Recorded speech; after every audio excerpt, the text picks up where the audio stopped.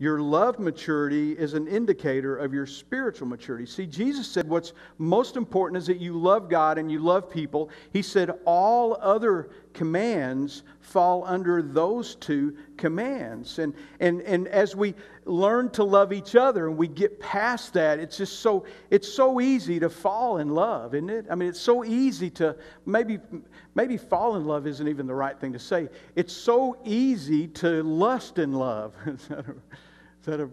You know what I'm saying? You make me feel good. I want to be around you. You make me feel good about who I am. And that's in the very early stages of love. And what happens is we don't really know each other at that point. What we know, though, is I just feel so good when I'm around her. You know what? When I started dating Lisa, I was 17 and she was 16, and I met her at a party in February, on February the 26th. Y'all impressed? I'm not real sure that's right, but it seems that it is. And we've been together ever since. And in those early times of love, I remember I couldn't wait to get off work. I couldn't wait to call her. And, you know, we didn't have texting and all that stuff back then. So you know, I couldn't wait to get off work over on one side of town and drive all the way. Lisa had a curfew. She was a junior, and I guess you were a senior. No, you were a junior when we met. And I was working on y'all remember the Woolco in North Dallas? On Highway 635? Some of us are old today. The rest of us don't remember that. But I used to work over there, and I was a sporting goods manager, of course, you know, making $5 an hour. And I would get off work at 10 o'clock at night, and by the time I did all the things I had to, Lisa's curfew was like, was it midnight or 11 o'clock? But I would get there I'd get there just in time to eat a melted cheese sandwich that she made me out of the microwave and spend about 20 minutes with her, and then it was time for her to go in. It was time to me leave. But I never, ever complained about driving all over the other side of town because we were in that first stage of love, and you're just crazy about each other. But you really don't know each other then. And as you go along, and the thing I talked about last week that I think is the basics, I think is the absolute basic of learning to stay in love with somebody, is that we've got to learn to understand that person. You know what I'm saying? We got to get to the point where we know that person. And I just don't, you know, my memory is terrible. You know, if you were to ask me what Lisa's favorite this is or what, you know, I think I could tell her what color her eyes are. But there are things that I just know about her because I understand her, because that's what happens as you mature in your relationship. You learn to understand, and if you're going to learn to stay in love, what happens is not only do you need to learn to understand, but you need to learn to be unselfish with your love. You know, there are things that I do that I wouldn't necessarily do if I was by myself, or with someone else, but I do them because they're important to Lisa. So because they're important to Lisa, they become important to me, and I understand that. I shared with you a verse last week from 1 Corinthians where the Apostle Paul never got married, and he said, you know, the reason he didn't get married, it was easier for him to do ministry and run around, you know, saving the world. He said I couldn't do that if I was married. And he says in 1 Corinthians 7:33, he says a married man has to think about his earthly responsibilities and how to please his wife. We've got to learn to understand. And when you first fall in love, you just become infatuated, and you just think things like, well, I'm in love because she gets me. She understands. She hears me. She makes me feel good about who I am. I want to make her feel good about who she is. And our vision in our brain becomes very clouded by this infatuation that we have with this person. And because of that, we tend to jump into some relationships sometimes that aren't very, very good. You know, Some of you, if you're single in here, I've counseled people who just go from one bad relationship after another, one bad relationship after another, because they just keep falling into this infatuation, and it makes them feel good about who they are. But let me tell you something, a lot of the problems that we have in life, a lot of the problems with all the divorce rate we have and everything else is if we were to come to a point where we were healthy ourselves and we were to set our standards up here instead of accepting anything that's down here. You know, have you ever heard somebody say, "Oh, he's so smart," and you're going, "Are you talking about the same person I'm talking about?" You know what I'm saying? We get caught up in that infatuation. And I want to tell you something. If you're really crazy about somebody right now, and your answer is to why you love them is the fact that they accept you for who you are, then that's not necessarily a good thing. If you got a lot of fixing that you got to do. So I think health-wise, spiritually and emotionally, we've got to work on ourselves even before we go into those relationships.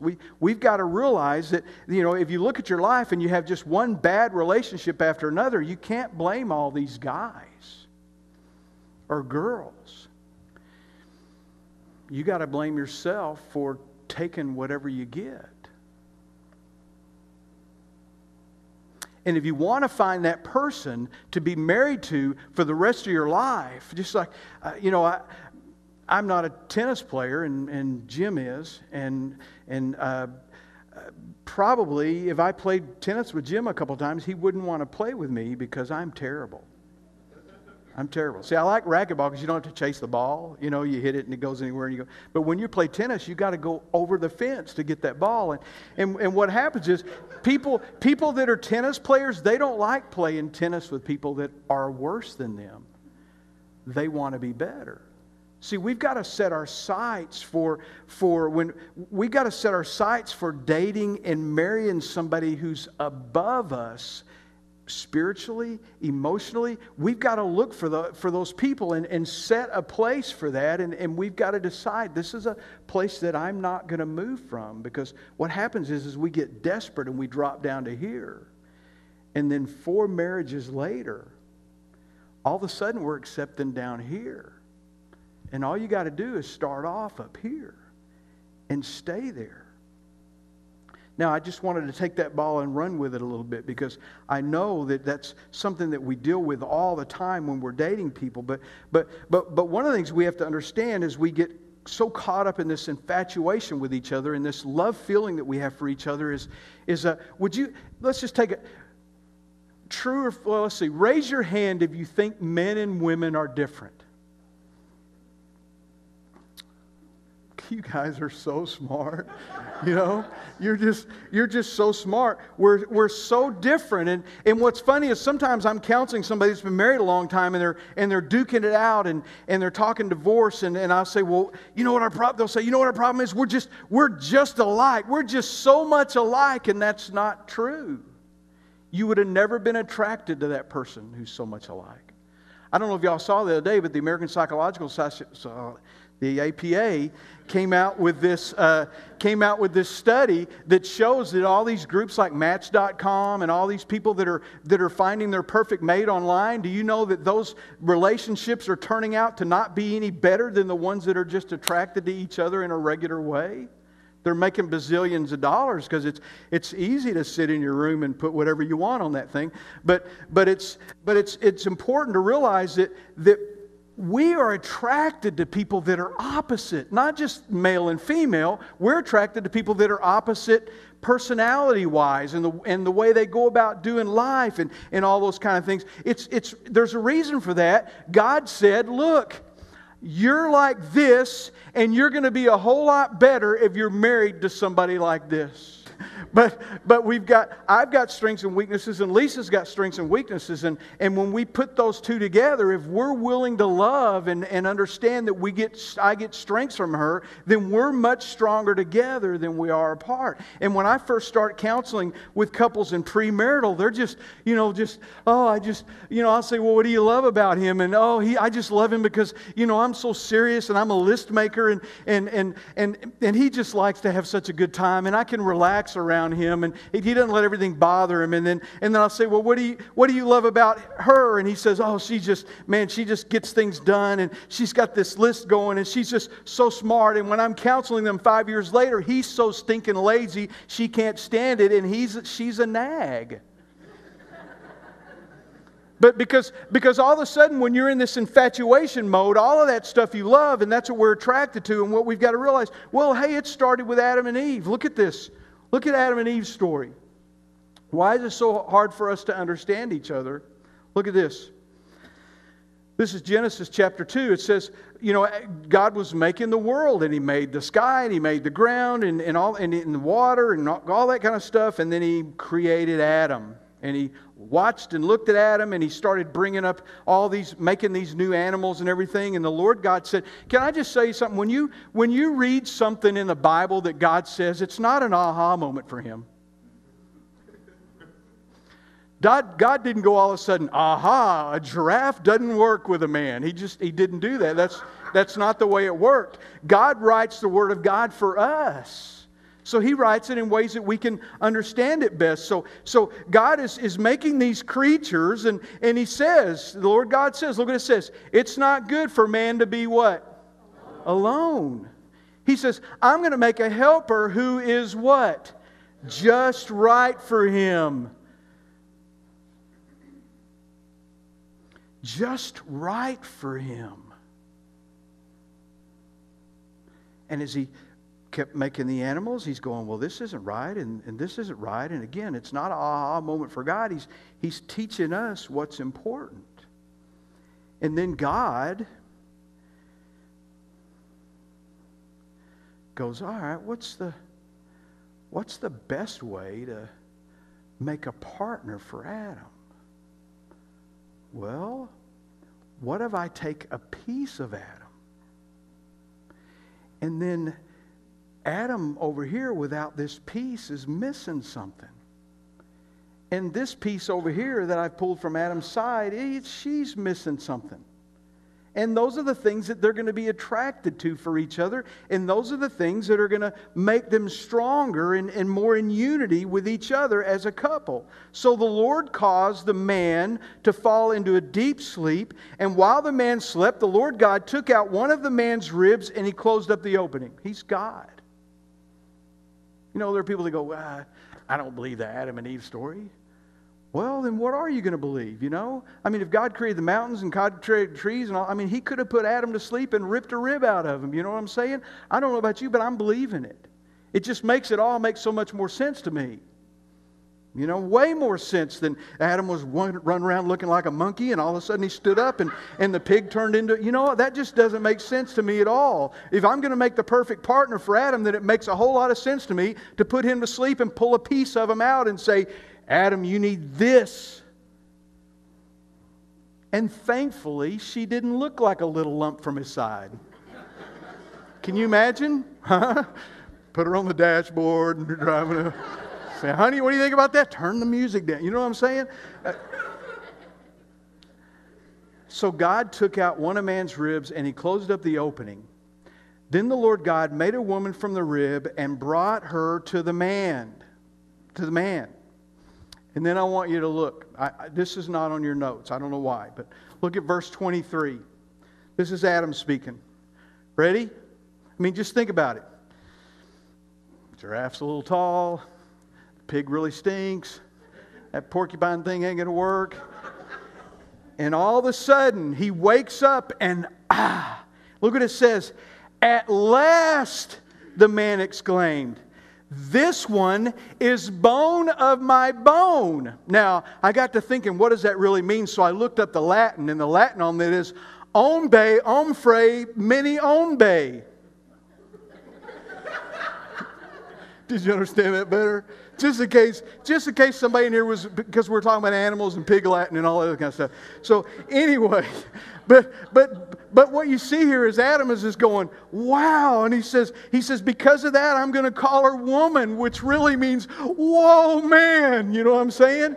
Adam was excited because all of a sudden God has made this perfect mate for him. And look at verse 24. This explains why a man leaves his father and his mother and is joined to his wife, and say this with me together, and the two are united into one. You're whole again. You're whole again. And that's why it feels so good when you get married. And that's why it's so stinking painful when you get divorced. I've counseled lots of people after divorce. And the best way for me to look at that is, it's like getting your arm ripped off. You know, and I've walked with people through that and been there for the pain and understand. And the problem is, once that arm gets ripped off and it's really, really, really painful, and after a little while it gets a little less painful, it gets a little less painful, it gets a little less painful, but 30 years later you still don't have an arm.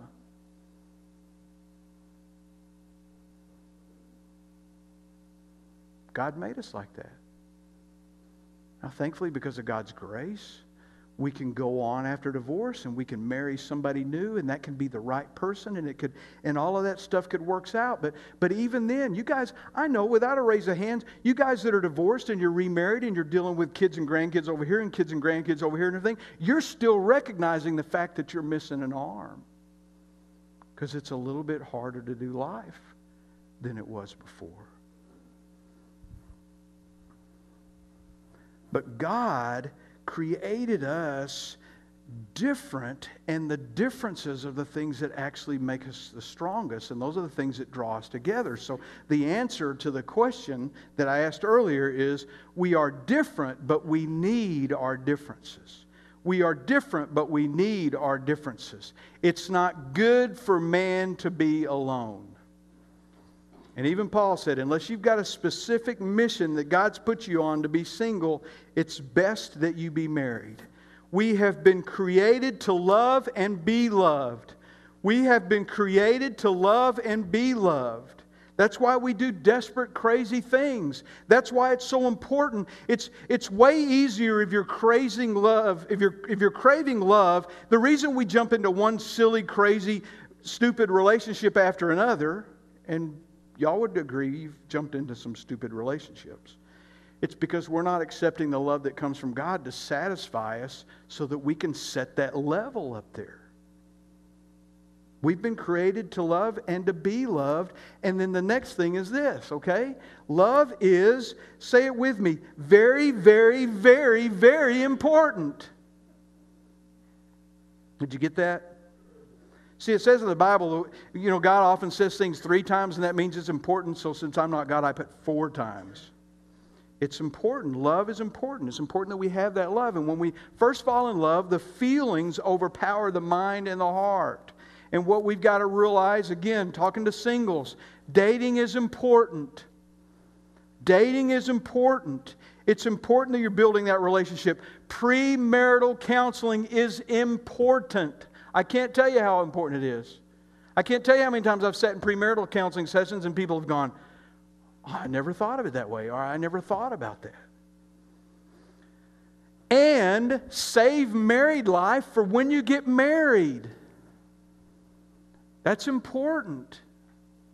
And I'm not saying because I've been married a long time. I'm talking about my married life experience. I'm talking about counseling people over and over and over and over again. Next thing on your notes. Early on, it's important that you build on your love bank investments. You're doing those things that helps that person understand. That's why it's so sad when I'm counseling with someone who thinks they're in love with somebody and they've never been getting any love from this person at all. You're going, why do you love this person? Well, the reason is because they think so little of themselves. They think that this is all they can settle for. Parents, it's right for you to tell your kids to hold off. It's right for you to tell your kids that I don't feel good about you dating that guy. It's right. But if you want to get to the point where you can do that, you better be building those relationships with your kids before you start telling them who to marry or not. They need your wisdom. And even studies even show today that kids listen more to their parents than they listen to their peers. You've got to build on those love bank investments, and you put in more than you take out. That's that unselfish love that we talk about. And then you've got to build a discipline of giving over and not taking. You've got to build up a discipline of giving more than you take. A discipline of giving more than you take. And more important than our feeling, and here's what we're going to talk about. We're going to talk about it. First of all, I want to recommend Gary Chapman's book, The 5 Love Languages. It probably had the biggest impact on my marriage and in my counseling practice of any book besides the Bible that I'd read. So I recommend that to you. Did any of you go to 5lovelanguages.com and do your assessment? Did you feel like it was on? Did it nail you? Huh?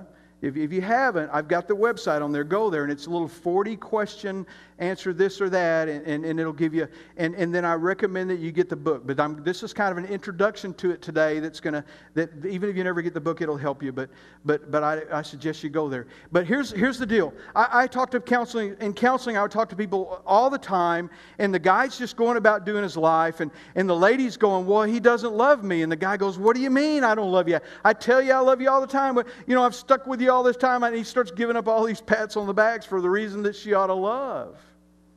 But the problem is we all have a different way that we feel loved and that we give love away.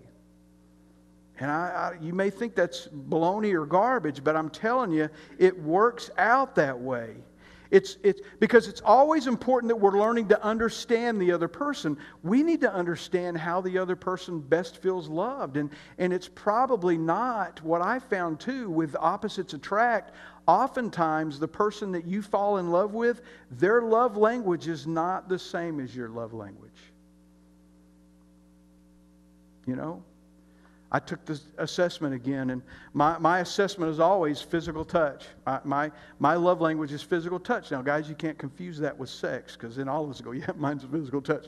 But y'all know I'm a hugger, and when I'm around my kids and I'm rubbing their hair, and when my wife touches me, I'm a physical touch person. The other thing is words of affirmation. But the physical touch thing, Lisa's not a physical touch person. That's not a slam on her. That's not her love language. And I used to struggle with when we were early in our marriage, because not only was I into physical touch, but I liked all the other things that went with physical touch too. I remember I'd come up behind her when she's doing the dishes, and I'd kiss her on the neck or something, and she'd just go hi or something like that. And she didn't necessarily want to hold hands when we were in the mall, and there were just, and she wouldn't just walk up, and I would walk up and rub her back that's just a part of what I do, and she would never do that. And I remember one time in the kitchen and coming in, and I rubbed her shoulders or something, and she said hi or something, and didn't really act like what I was doing meant anything to her. And all of a sudden I got mad, and I said, you just don't love me. I remember I'm 26, 27 years old. She said, yes, what do you mean I don't love you? I said, you don't love me. Why don't you ever touch me? She said, what do you mean I don't love you? She said, the house is immaculate. She said, you don't love me. I said, what do you mean you don't love me? I asked you to take the garbage out 2 days ago, and it's still sitting over there. You know what I'm saying? Guess what Lisa's is? Acts of service. And let me tell you something. You've been around my wife at all? I've never seen anyone that serves like she does. Now, I've learned how important acts of service are for her, and she learns how important the other is for me. But that was life-changing for me, and I found that out just about the time that I had bought this first book, and it changed everything. So I'm going to talk through these, and obviously I can't give a whole lot of detail to them, but go in and take the 5 love languages assessment, and then get the book, and I promise you, it will make a difference. It'll also make a difference in the way you deal with your kids. Your kids have different love languages, and he's got a book on love languages for your kids and love languages for your teens. love language for your Chihuahua and for your Beagle, and they got all those different ones. But I would just focus on the basic one because you'll learn a lot. But here's what they are. Number one is this: words of affirmation. How many of y'all words of affirmation came up when you? Now, here's the amazing thing. What that means is you feel best when you're given words of affirmation, right? But you know what else that means? It means you're a person who gives out words of affirmation. That's what you do. You know, you affirm people by the things you say. Proverbs 18:21 says, the tongue can bring death or life. The tongue can bring death or life. Y'all have heard me say before, if you know, that video that I did last week and Lisa looked at and told me I needed to take it down because by the way, she said, be sure you tell them that I told you I knew that's not what you really meant. She wasn't just, you know, she wanted to make sure that I had that covered. But at first when she told me, she wasn't affirming what I did, and it really ticked me off. And if it had been the olden days, when I was less mature, I would have just got mad and I would have stayed mad. But I've learned over the years to listen to what she says, and I sat down quietly and looked at it and went, you know, she's right. But we need words of affirmation, people who are words of affirmation people. We need encouraging word. Encouragement means, you know what encouragement means? To inspire courage. Encouraging means to inspire courage. Let me tell you something, guys. Your wife ought to know that you're her biggest, not hero, fan. Your wife needs to believe that you are her biggest fan. That anything she wants to try, her dreams that she wants to go for, that you're the one that's in her corner when her mom and everybody else is telling her that that's not going to work. You're the one that's in her corner that are encouraging her to do the things that she wants to do.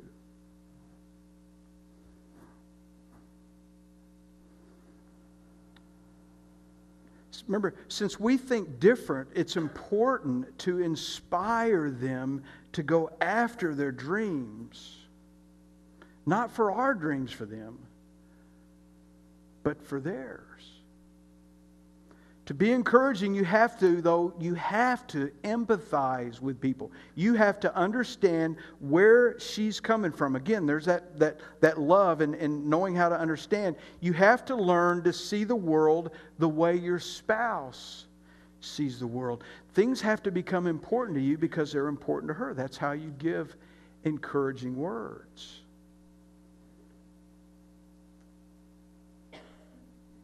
We've got to be kind in the way we approach life and situations and with our wife. Again, the things that you say can be dreadfully painful if you're not coming across that way, in a kind way. Humble words.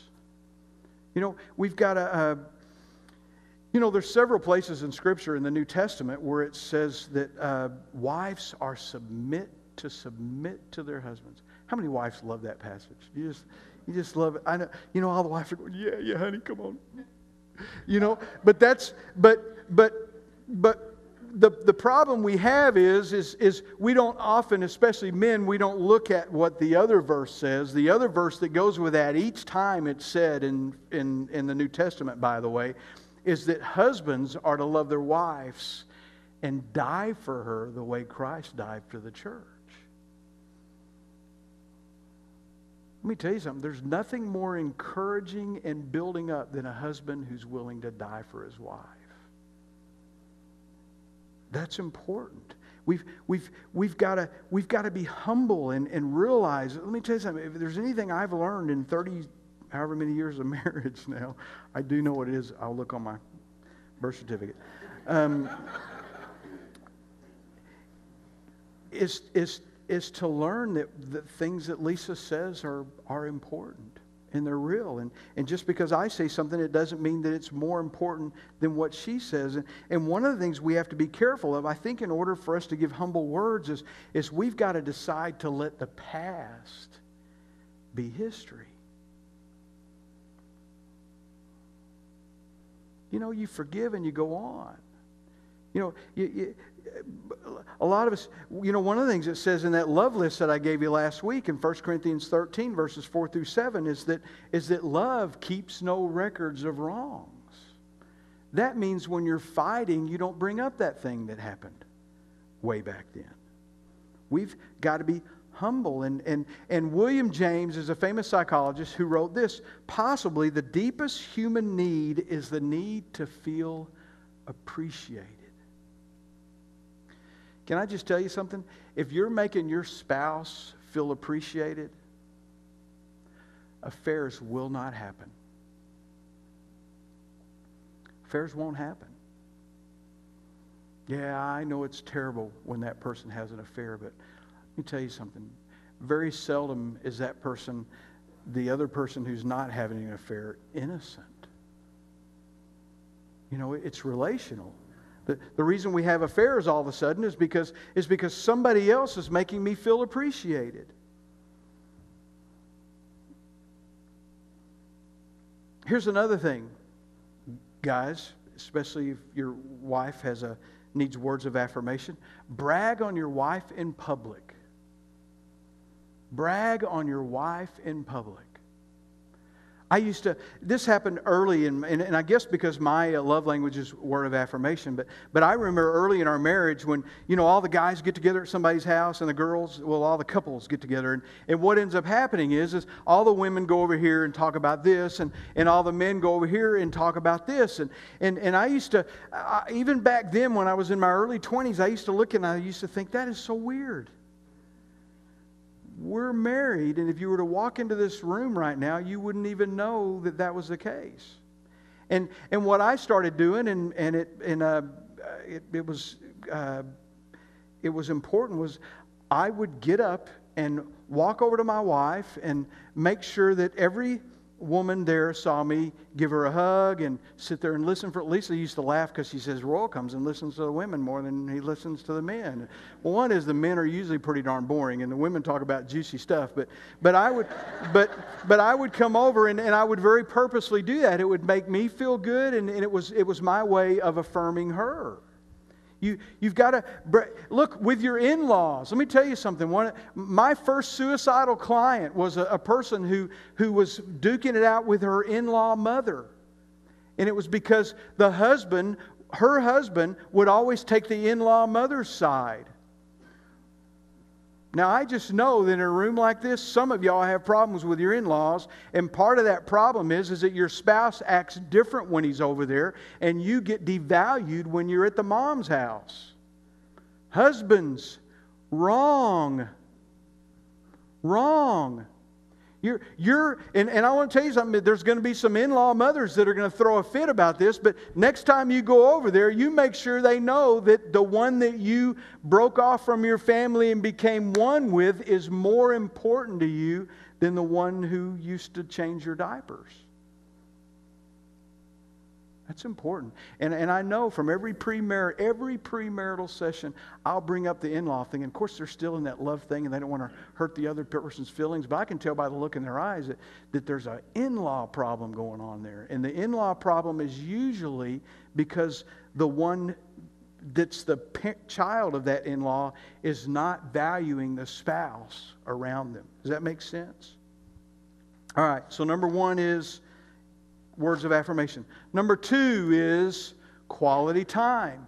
Quality time. And the best way to, I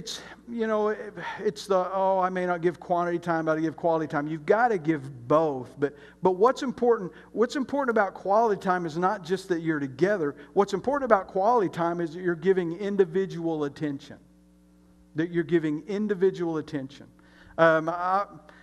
I brought this up a little while back, but it just still stands in my mind. So I saw a guy in the park with his kid a few months ago, and he was with his kid, and his kid was riding the bicycle. Everybody say, "Ah, ah." So he's with his kid, and his kid's riding the bicycle, but he's also doing this. And it's just, there was no quality time there at all. I'm sure the kid was really excited he was getting a chance to spend, but it's that undivided individual attention. Look, try this. Go to lunch today after church, or go to dinner tonight, and sit in a crowded restaurant and see if you can figure out which couples are married and which are dating.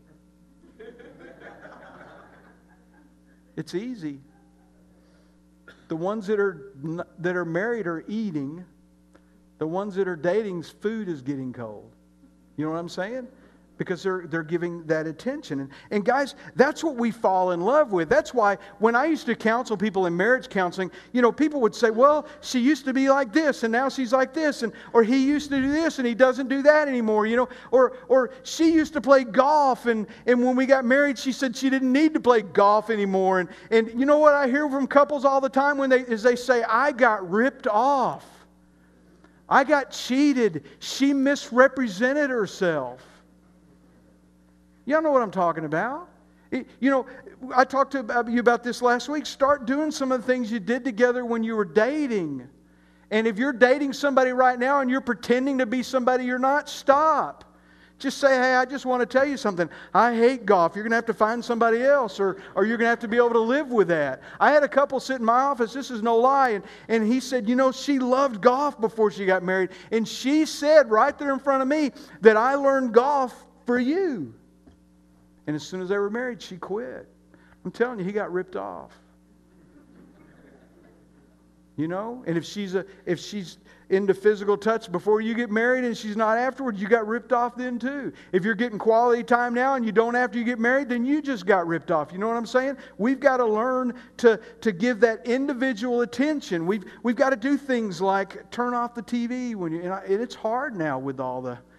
You know what I'm saying? It's hard. And I confess, Lisa probably gets mad at me more than anything about me being inattentive. And I can't help it. Just the way I am. And after I get over the bruises and everything, then we're okay. But active listening. Active listening. Okay, the TV's over there, she's over there. This is not active listening. You turn the TV off, you look, this is active listening. Oh, well, gosh, how'd that make you feel? That must have messed up your day. Or that's active listening. That gives somebody value. That's extremely important to quality time. Quality conversation, sympathetic dialogue. Guys and girls, there are things that your spouse talks about that you really could care less about. Let's just be honest. I'm just putting it out, okay? I warned Lisa before that I was going to, but there are just things, aren't there? There are just things that, who cares? And guys, my wife, I'll go visit somebody and Lisa say, well, how do they feel? And I said, well, I don't know. And how long will they be in the hospital? Well, I don't know. Well, what's wrong with them? Well, they're sick. And, there's just, because there are things that are way more important to her than they are to me. And so when she starts telling me stories, she tells me all those things and I'm just, just, is he sick? Is he going to die? That's all I need to know. But we've got to realize that if it's important to her, that's why you make it important to you. That's how you get sympathetic, empathetic, quality time, eye contact, listening to feelings. It's that the average individual listens for only 17 seconds before interrupting. How many of y'all like getting interrupted when you're talking? Nobody, right? Because you want to be the center of attention when you're talking. But most of us, first of all, aren't listening because we're already trying to figure out what we're going to say. So we interrupt as soon as we figure something out. And some of us that aren't as smart might go 20 seconds, But those that are smarter, we start talking at about 15. But that's just the way it works. But keep eye contact. Keep the interests of the others. Do quality activities. Do quality activities. Number 3. How many of y'all had quality time was your... Okay, I don't know how many of y'all took the test, but there's several quality time people in here. All right, receiving gifts. I think this might be one of the lower ones. I'm not real sure because it's not something that's a big deal to Lisa or I, but I know there are people. Brooke, is Brooke in here? Brooke is a gift person. You know how we know she's a gift person? She doesn't want a gift card. She wants you to go spend the time and pick it out and yada, yada, yada. You know what I'm saying? But there are people that's a big deal to them, and they're very generous. Brooke, from the time Brooke was a little bitty, if Brooke had $2 and they ran to the ice cream truck, she would buy everybody ice creams, however far her money would go, because that's the way she shows love to people, by the giving of gifts, and that's the way she feels loved. Let me tell you something, guys. If you're dating somebody or you're married someone who's receiving gifts and giving gifts is a way they communicate their love, then you may have to change the way you go about thinking about money. And it's not all about money. But some of us are savers and some of us are givers. And if you're a saver who's married a giver, look out. You know? You got to learn to be generous with your time and with your money. But anyway, that's really important. And there are people that gifts are just not a big deal to Lisa and I. I'm so thankful for that. But number 4, acts of service. Acts of service. I told you, I talked a little bit about Lisa, but acts of service is... there are people in this room that I just know without even seeing you take an assessment exam. One of those things is that your way to love is by giving acts of service, and that's really, really, really important. And again, for a person who acts of service is their love language, then it is important that you take the trash out. It is important that the bed's made. You know. It's important that you do those things because that's the way that person gives love and that's the way that person feels love. Number 5, physical touch. Now, I just want to qualify this, men. Physical touch doesn't mean sex. Now, it's not that that's not a cool part of physical touch, but physical touch does not mean sex necessarily. It has to do more with just the act of physical touch. I mean, that's important anyway. They did a study back at the turn of the century where they had these babies, and in England, and this is a sad story, so sorry.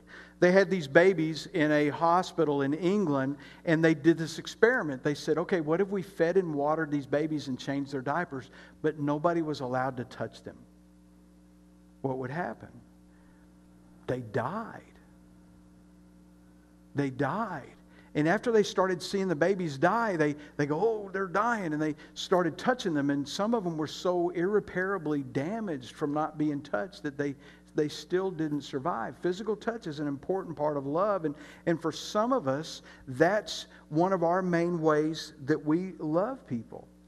And some of us aren't. I'm a hugger. I just am. That's just the way it is. And I have to be careful because there's some people that freak out about that. And so I practice safe hugs and all that.